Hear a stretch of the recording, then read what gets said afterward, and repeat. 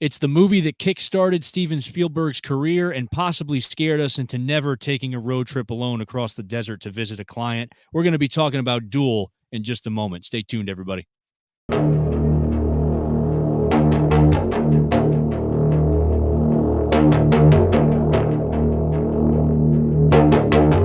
What is going on, everybody? Will here with From Screen to Shelf. I am joined by my partner in crime, Chase. How you doing, buddy? I am fantastic. Super stoked to talk everything Duel today. Super excited to talk about this immaculate product that we got. Yeah, we both got to watch this. We both have the steelbook version of this, which is put out exclusively by Groove, if I'm not mistaken. Yep. Now there is a slipcover for this, right? I'm pretty sure they Yeah. came out with a standard slip, but we had to go with the steel. I had to go with the steel. Chase has it there in his hands. I'm taking mine out of the protector here, and I gotta say, I really like this a lot. In fact, this might Just make the my list. matte. Just the fact that it's matte and you got the classic image of the tanker truck right there, the semi truck And it with the fits with the car. sand aesthetic. Instead of getting a glossy finish, I want the rough Yeah, texture of the steel book. And because, there's sometimes some things need a gloss to it, right? exactly. But this one definitely wasn't it. Dang, this Blu-ray's fighting me to come out of this case. Yeah. But yeah, I really like what they did this. I'm with you. I like the fact that they kept it matte, just kept it simple. I just think it fits I'm not trying the anymore. the grittiness of the film. And Chase is showing us the inside of that steelbook. So yeah, this I was put couldn't out get that Blu-ray exclusively out. by. You can't get it out.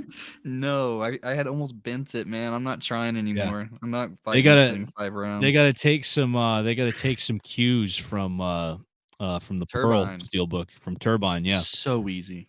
in terms Yeah. of getting those discs out. But yeah, this was put 9 out out of 10 on that exclusively. case. Yeah, for sure. But this was put out exclusively by Groove.com. Let's get right into it, dude. Let's talk about the movie. So we'll talk a little bit about how this movie came to be, so to speak. This was Steven Spielberg's directorial debut. He was approached to direct this movie. In fact, it's funny. I was looking at some of the bonus features, and apparently, it was one of his assistants or somebody that works either in his production office or whatnot, saw Richard Matheson's short story. Richard Matheson, who's the writer of the film, and also fantastic author, responsible for the Legend of Hell House, I Am Legend. I mean, just to name a couple, truly inspiring works of fiction, especially in the horror genre. But yeah, the short story, I guess, was featured in an article of Playboy, and Steven Interesting. Spielberg's assistant read the short story, fell in love with it, and brought it to Spielberg and said, "Hey, you really got to check this story out. I think we can actually turn this into something. We can make this work. We can make this into something special." And Spielberg, like, initially, I guess, dismissed it. Like, wait a minute, Playboy. Like, what are you talking about? Like, why are you reading Yeah. Playboy? Heard they got But he great read the articles in story. there. Yeah, yeah. Well, she was reading the fiction. She reads it she looks at it for the fiction, man. Come on. But she showed him the short story in Playboy. He read it. He fell in love with it. They got Richard Matheson involved, and he wrote the screenplay for the film. And this was a made for TV movie. Reportedly, I'm reading here the budget was about 450,000 USD. It's Um, crazy. at the time, which again, even for back in 1970, 1971, was considered a low budget. Apparently, there were only 13 shooting days for this movie. 13 days of shooting, 10 days in the editing room. I think you said, Chase, like 30 days in total or something like that for the run of the production. For the run of the production to getting aired on TV based on when we were talking about that, that's wild. Yeah, That is crazy. yeah. That really So is. in this steelbook, like this, they present this steelbook with the two cuts of the film. So it's the theatrical cut, which is the extended cut. It has additional scenes and footage in there, and then the TV cut, which a lot of people are familiar with, from back in the day. But let's get into the plot of the film. Let's talk about that a little bit. I don't know Yeah. if you want to open up on that or not, or if not, I can take the lead. No, yeah. I mean, it's not like super plot heavy as much as Yeah, it's more of a suspense movie. yeah, Like you had said in the intro, I got so captivated that I kept forgetting why this guy was even on the road to begin with He's sometimes, yeah, like, he's but going yeah, to see what it. a So, class. from what I remember, he's going to see a business. He's going to see a Yeah, client. yeah, He's a business. He's traveling for business, and he ends up being pursued and terrorized by a truck a big driver of rig. a massive big rig tractor trailer. Yep, So that's essentially the plot of the movie. So this yeah, movie takes place. I don't I don't remember exactly where it is, but I think he's somewhere out west. It's a desert locations in the middle of nowhere. Driving through cliffs and canyons and desert locations. Really, really fantastic setting for this movie. And I want to gorgeous. credit. We'll talk about Spielberg's a little bit about his directing style and just the pacing of this film because that's what I loved about this movie so much. This movie did not drag for me at all. I think all Anyway, the scenes that were a little bit slower in terms of the pacing, that all added to the character work and the buildup of what the main character is going through. And the main character, played by Dennis Weaver, is the actor. He plays a gentleman named David Mann, who again is this gentleman who's traveling for business, and he's commuting across the desert to go see this client. And yeah, he ends up running into and getting involved and pursued with the truck driver, whose identity is unknown for the majority of the film. In fact, we never really know who the driver is, which is part of the genius of this movie, and we'll touch on that in a second. But anything you wanted to add to that regarding the plot and the premise? yeah, not necessarily the plot and the premise as much as like I found it super enjoyable. Like you had touched on the part I was gonna say, the mysterious identity. I always like aspects of that. Sometimes it's done Yeah. really well. Like shout out Frenzy from the Alfred Hitchcock, where you follow the Hmm. killer from beginning to end. You know who he is. You're getting a deep dive, this and that.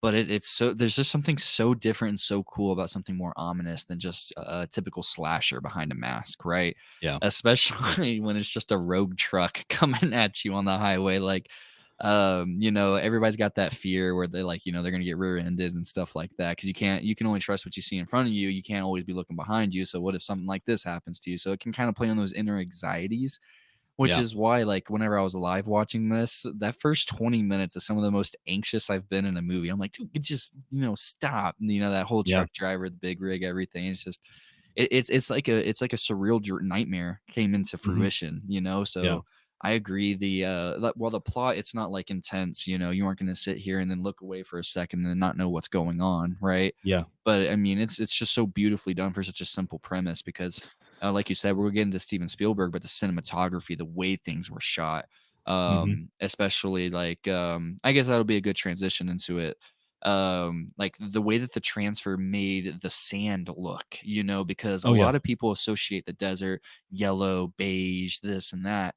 But as you Hmm. can see with some of the background that we've got going on right there, no, there's bright blood reds, clay, Yep. sand, beige. There's so many warm tones in the desert. Yeah. And shout out to this transfer, quite possibly being one of the best of the year, that it just shows all of those tones. It shows Hmm. everything. I'm a huge fan of the desert. The desert's a lot more beautiful than a lot of people give it credit for. It's so magnificent in its warm color tones. Mm. And Steven Spielberg was able to encapsulate and showcase that to every fine grain of sand, every piece of clay, every dirt, every rustic part of the big rig that's chasing him, to the scratches, the dings, the dents, everything on the sedan that Dennis Weaver is driving in here. Yep. Beautifully done in every way. Every shot, just there was not a Yeah. single one where it's like, oh, you can tell that's lost footage, Hmm. that they threw into here. It just from beginning to end was a love, an effort of love for the restoration process, and I couldn't Yeah. be happier with it, the entire package. I agree with that. I mean, I think it is probably one of the best transfers I've seen all year.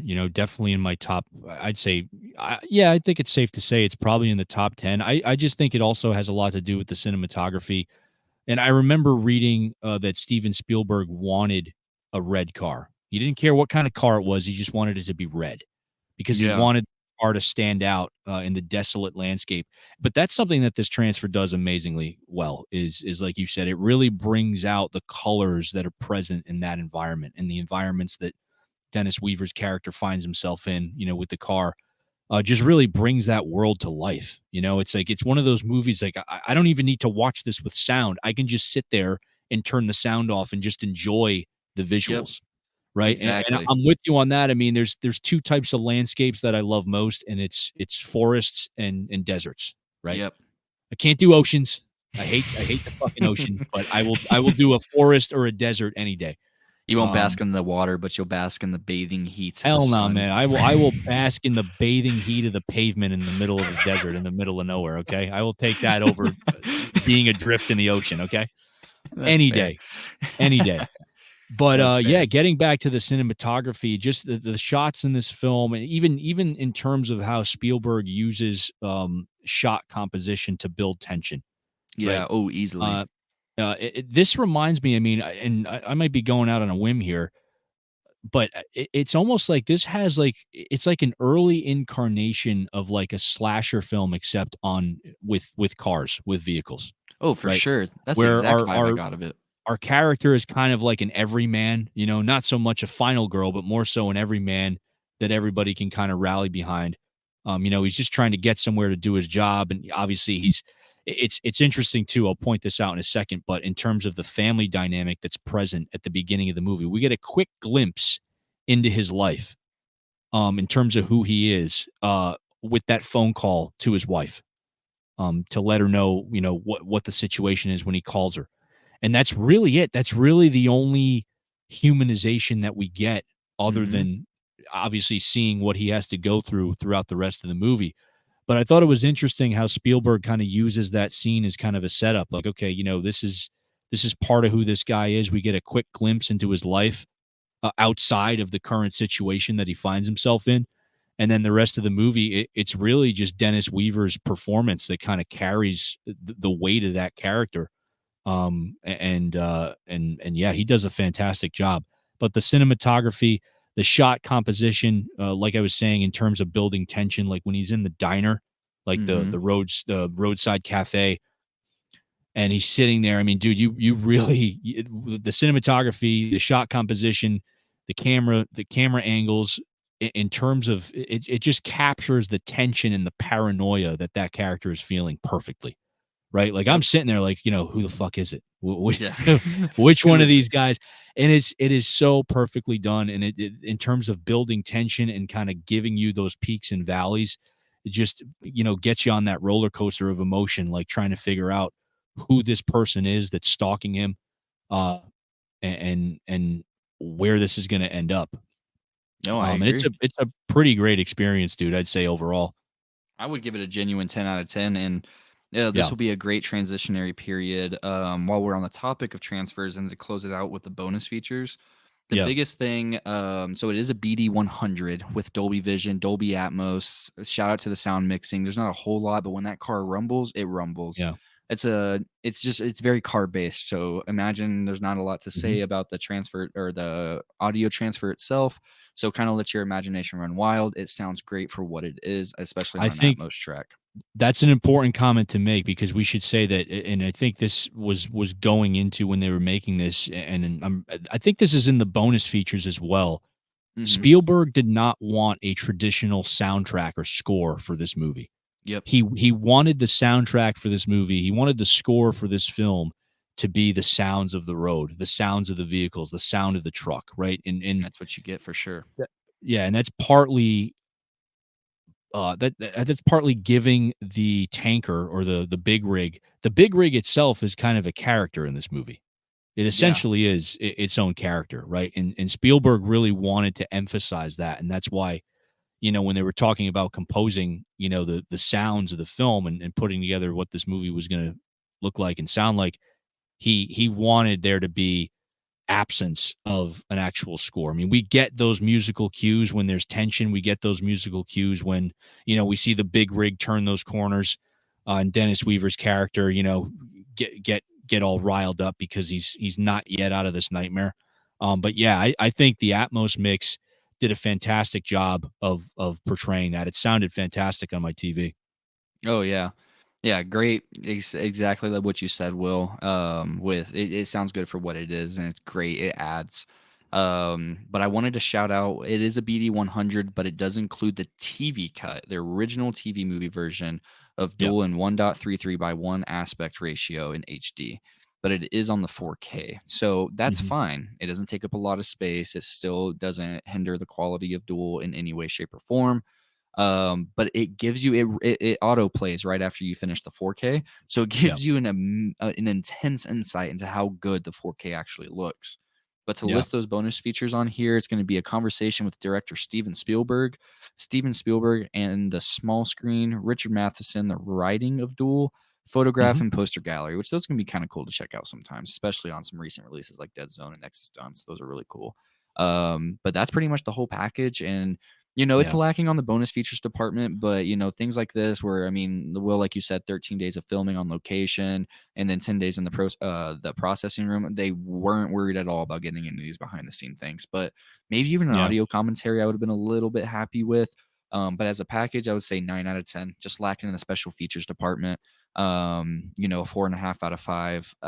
Immaculate transfer, one of the best of the year. Whether you get the steelbook or the standard Amaray, either way, you can't go wrong. You're getting a fantastic movie. And if you haven't Yeah. seen the movie before and you're just checking us out, going off word of mouth, it's definitely worth a blind buy. Just kind of be like what we've kind of prefaced. It's got that horror element. It's not a horror movie, but it's got that slasher vibe to it, right? Like an Yeah, it's early more of a everyman slasher thriller. vibe. Yeah, It's a for thriller, sure. but it has elements of, like, what would you like, I consider this, like, an early incarnation of, like, a road-based, like, a car chase kinda slasher film, kinda Yep. like almost, like, not as violent as something like Death Proof, but you can watch a movie like Death Proof, and I'm naming that because it's the first one that comes to mind. You can see Tarantino looking to a film like this for influence, right? Yep. For inspiration. So, yeah, I loved it, man. Yeah, I mean, I was a little more disappointed in the bonus features than you. I understand that, being such a short shoot, having such a short production time frame, I should say.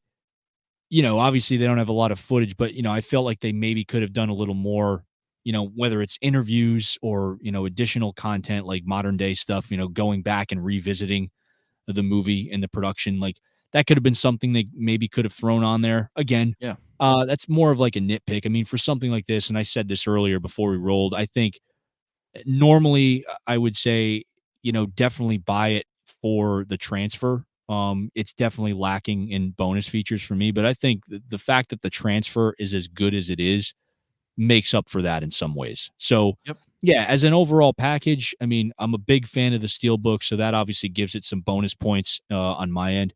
Yeah. I'd probably give it like a 6.5 or a 7 as a complete package, but in terms of the movie itself, I mean, dude, it's a clear 4.5 stars out of 5. Yeah. Absolutely. Yeah. So now you've heard it here, the only trusted source for all of your movie reviews, podcast ideas, everything along those lines. You heard it here first on From Screen to Shelf, guys. And if you liked our discussion, if you like what we have to say, if you like the content that we're putting out, feel free to hit the like button, subscribe, hit the notification bell. That way, when we post new content, you guys can be notified. That way, you guys can check it out. Thank you guys again for watching. Take care. We will see you guys soon.